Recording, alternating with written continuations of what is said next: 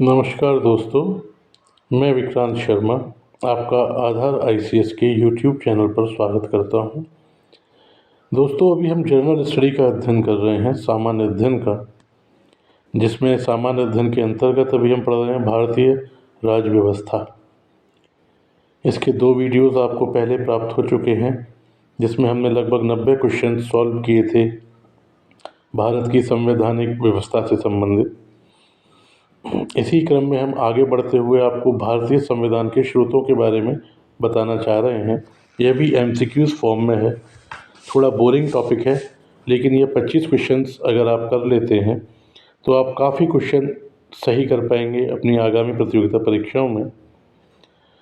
तो भारतीय संविधान के स्रोत, जब कैबिनेट मिशन की अनुशंसा पर संविधान निर्मात्री सभा का गठन हो गया, तो संविधान निर्मात्री सभा ने कई देशों के जो अच्छे उपबंध थे उन्हें भारतीय संविधान में अंगीकृत करने का प्रयास किया। इस टॉपिक में हमें यह पढ़ना है कि वह कौन से उपबंध थे जिन्हें और देशों के संविधान से लिया गया और किस देश के संविधान से कौन सा उपबंध हमारे संविधान के लिए चुना गया। चलिए दोस्तों, इस अध्याय का प्रारंभ करते हैं, भारतीय संविधान के स्रोत। इसमें जो पहला क्वेश्चन है आपके सामने वह है, भारतीय संविधान का अधिकांश भाग किस ब्रिटिश अधिनियम से लिया गया। पिट्स इंडिया एक्ट 1909 के भारत अधिनियम, भारत शासन अधिनियम 1935 या ये सभी। आपको बताना चाहेंगे कि हमारे संविधान का अधिकांश भाग भारत शासन अधिनियम 1935 से लिया गया है। तो इसका सही उत्तर है सी, भारत शासन अधिनियम। चलिए नेक्स्ट क्वेश्चन की ओर चलते हैं। भारतीय संविधान में आपातकालीन उपबंध देश के किस संविधान से लिए गए हैं। तो इस प्रश्न का सही उत्तर होगा सी, जर्मनी। यह आपको याद रखने होंगे और याद आप तभी रख पाएंगे जब बार बार इन प्रश्नों को आप सॉल्व करेंगे, वरना इन्हें रटने का और कोई आसान तरीका नहीं है। काफ़ी सारे क्वेश्चंस इन वीडियोस के माध्यम से आपको ऐसे मिलेंगे जो आपको बिल्कुल सीधे वही क्वेश्चन आपके सामने आ जाएगा। चलिए अगले क्वेश्चन की ओर। भारतीय संघात्मक व्यवस्था का स्रोत क्या है। तो दोस्तों, सबसे पहले तो भारतीय संघात्मक व्यवस्था यानी संघात्मक होता क्या है। जहाँ केंद्र और राज्यों के बीच शक्तियों का स्पष्ट बंटवारा होता है, जैसे अपने यहाँ भारत में है। लेकिन भारत क्या है? भारत ना केंद्रीकृत व्यवस्था है, ना संघात्मक व्यवस्था है। हमारे संविधान निर्माताओं को शायद आशंका थी कि अगर राज्य और केंद्र दोनों को ही शक्तिशाली बना दिया जाएगा तो उनमें आपस में टकराव होगा। इसलिए हमारे देश में भारतीय संविधान के द्वारा केंद्र को राज्य की अपेक्षा कुछ अधिक शक्तियाँ दी गई। तो कह सकते हैं कि हमारा देश ना एकात्मक है, हमारा देश ना संघात्मक है। हमारा देश क्या है? हमारा देश है राज्यों का संघ। ठीक है। राज्यों के संघ में क्या होता है? राज्यों के संघ में ये केंद्र होता है जो कि भिन्न भिन्न राज्यों का निर्माण करता है।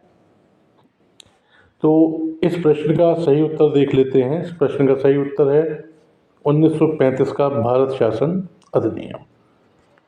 अगले क्वेश्चन की ओर लेके चलते हैं आपको। भारतीय संविधान में मूल कर्तव्य किस देश के संविधान से लिए गए हैं।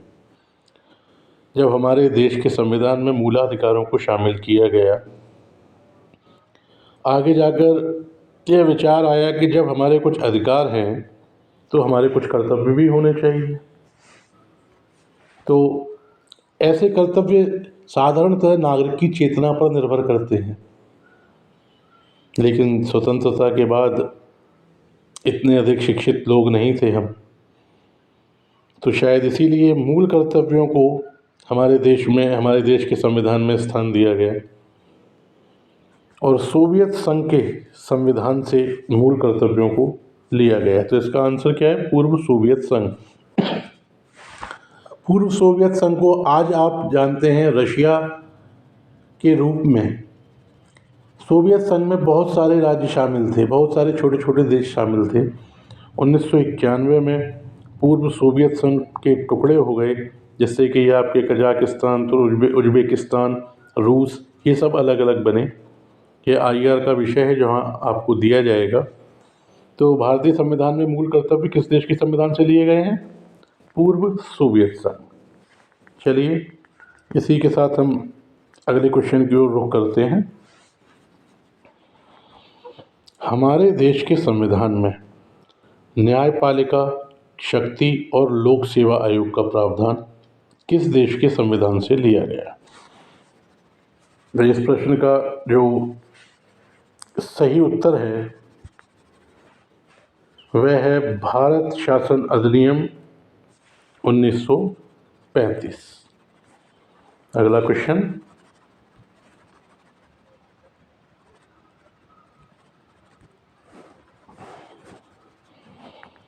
भारतीय संविधान में मौलिक अधिकार किस देश के संविधान से लिए गए हैं? भारत शासन अधिनियम 1935 अमेरिका का संविधान, जर्मनी का संविधान या कनाडा का संविधान? दोस्तों याद रखना होगा, जो मौलिक अधिकार या मूलाधिकार जो हमारे संविधान में लिए गए हैं वह अमेरिका के संविधान से लिए गए हैं। मूलाधिकार के टॉपिक में आपको और इनके बारे में डिटेल्स बताएंगे। चलते हैं आगे।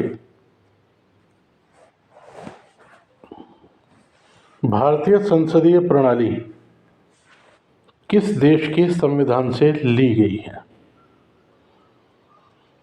ऑस्ट्रेलिया के संविधान से, कनाडा के संविधान से, ब्रिटिश संविधान से या आयरलैंड के संविधान से? इस प्रश्न का भी सही उत्तर है ब्रिटिश संविधान, क्योंकि संसदीय प्रणाली सबसे पहले प्रारंभ कहाँ हुई थी? ब्रिटेन में। नेक्स्ट क्वेश्चन इसके बाद,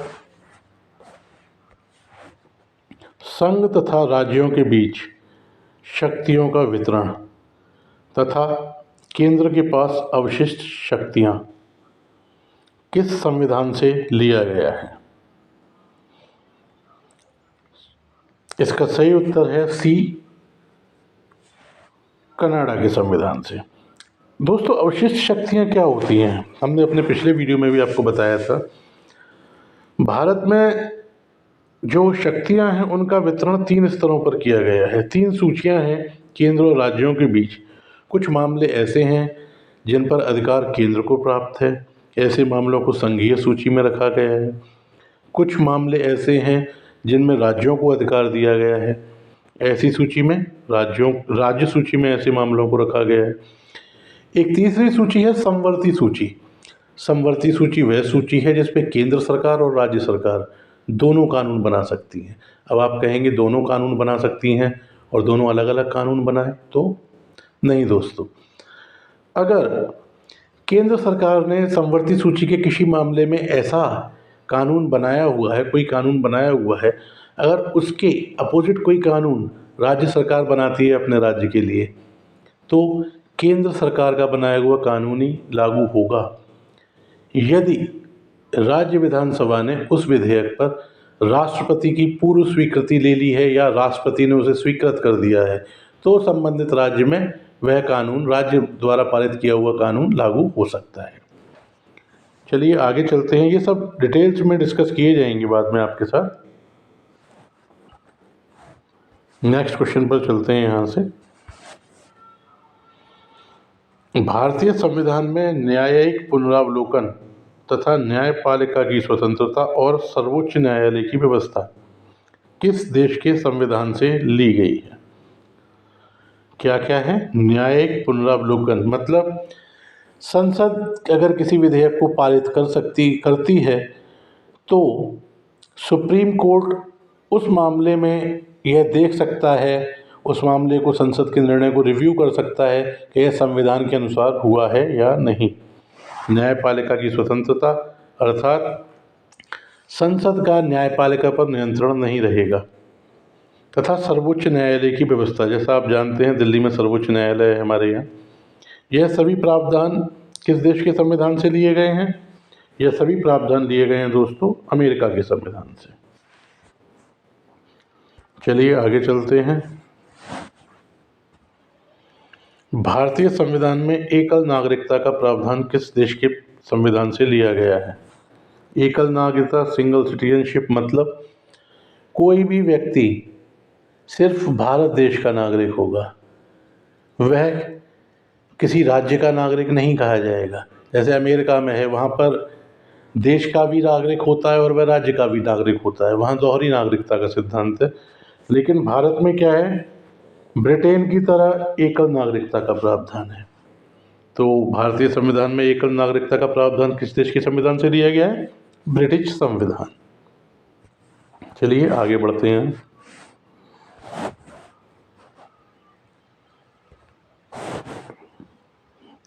भारतीय संविधान में प्रस्तावना की भाषा किस देश के संविधान से ली गई है? ब्रिटिश संविधान, अमेरिका का संविधान, ऑस्ट्रेलिया का संविधान या आयरलैंड का संविधान? दोस्तों इसका सही उत्तर होगा ऑस्ट्रेलिया का संविधान। चलिए नेक्स्ट क्वेश्चन।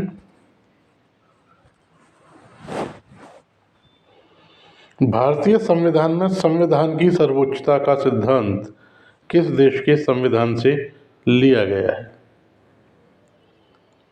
इसका भी सही उत्तर होगा अमेरिका के संविधान से। संविधान की सर्वोच्चता का आशय है कि हमारे देश में संविधान सर्वोच्च है और संविधान की सर्वोच्चता बनाए रखने का अधिकार किसे दिया गया है? सुप्रीम कोर्ट, सर्वोच्च न्यायालय को। देश में हो रहे सब किसी भी कृत्य को वह इस आधार पर पुनरावलोकन कर सकती है कि वह संविधान के दायरे में रहकर हुआ है या नहीं। चलिए नेक्स्ट क्वेश्चन लेते हैं। भारतीय संविधान के लिए विधि का शासन तथा विधि निर्माण की प्रक्रिया किस देश से ली गई है? विधि का शासन तथा विधि निर्माण की प्रक्रिया यह ब्रिटेन से ली गई है। मतलब हमारे देश में कानून सबसे ऊपर है, विधि सबसे ऊपर होगी। Next question. भारतीय संविधान में समवर्ती सूची का प्रावधान किस देश से लिया गया है? अभी अभी आपको बताया गया था समवर्ती सूची के बारे में। ऐसी सूची जिस पर केंद्र सरकार और राज्य सरकार दोनों कानून बना सकती हैं। दोनों के कानूनों के टकराव की स्थिति में केंद्र सरकार का कानून लागू होगा। तो यह समवर्ती सूची किस देश से ली गई है? इसका आंसर है सी, ऑस्ट्रेलिया। Next question. भारतीय संविधान में राष्ट्रपति पर महाभियोग की प्रक्रिया किस देश के संविधान से ली गई है? इस प्रश्न का आंसर है अमेरिका के संविधान से। दोस्तों साधारण बोलचाल की भाषा में या आम भाषा में महाभियोग शब्द का प्रयोग हम उच्च न्यायालय और सर्वोच्च न्यायालय के न्यायाधीशों को पद से हटाने की जो प्रक्रिया होती है उसके लिए भी करते हैं। लेकिन ध्यान रखिए, संविधान में महाभियोग शब्द का प्रयोग सिर्फ राष्ट्रपति को पद से हटाने के लिए किया गया है। नेक्स्ट क्वेश्चन आपके लिए। भारतीय संविधान में राज्य के नीति निर्देशक तत्व किस देश के संविधान से लिए गए हैं? इस प्रश्न का सही उत्तर है आयरलैंड। नीति निर्देशक तत्व क्या होते हैं दोस्तों, ये आपको आगे भी बताएंगे। संविधान में यह बताया गया है कि केंद्र सरकारें या राज्य सरकारें अगर कोई नीति बनाती हैं तो उन्हें किन किन नैतिक बातों का ध्यान रखना चाहिए, उन्हीं का वर्णन इन नीति निर्देशक तत्वों के अध्याय में किया गया है। नेक्स्ट क्वेश्चन आपके लिए। भारतीय संविधान में संसदीय विशेषाधिकार किस देश के संविधान की देन है? तो इस क्वेश्चन का आंसर है ए, ब्रिटेन के संविधान की। संसदीय विशेषाधिकार क्या होता है दोस्तों? ये भी आगे चर्चा का विषय है, लेकिन थोड़ा सा आपको बता दें, संसद के सदस्यों को कुछ उन्मुक्तियां प्राप्त हैं। जैसे चलते सत्र से पहले 40 दिन और सत्र के बाद 40 दिन उन्हें गिरफ्तार नहीं किया जा सकता। सिविल मामलों में आपराधिक मामलों में यह छूट प्राप्त नहीं है। यदि सदन में से किसी को गिरफ्तार करना है तो स्पीकर या सभापति, जैसी भी स्थिति है, उनसे स्वीकृति लेनी होगी। यह सब संसदीय विशेषाधिकार में आते हैं। चलिए नेक्स्ट क्वेश्चन की ओर चलते हैं।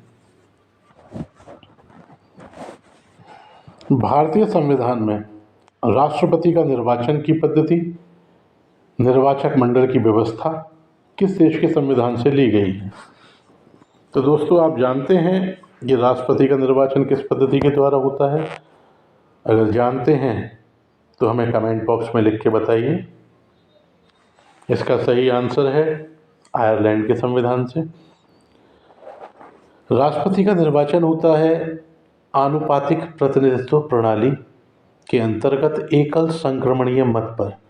ये जब राष्ट्रपति आपको लेंगे तब वहाँ थोड़ा सा और डिटेल आपको इसके बारे में बताएंगे। निर्वाचक मंडल का आशय है कि जो लोग राष्ट्रपति के चुनाव में भाग लेते हैं। चलिए नेक्स्ट क्वेश्चन। भारत के संविधान में उपराष्ट्रपति का पद एवं राज्यसभा का पदेन सभापति होना किस देश के संविधान से लिया गया है? यह लिया गया है अमेरिका के संविधान से। उपराष्ट्रपति ही राज्यसभा का पदेन सभापति होता है। यह वह व्यक्ति होता है कि जिस सदन का यह सदस्य नहीं है, लेकिन उस सदन का नेतृत्व यह करता है। चलिए अगले क्वेश्चन की ओर चलते हैं। यहाँ से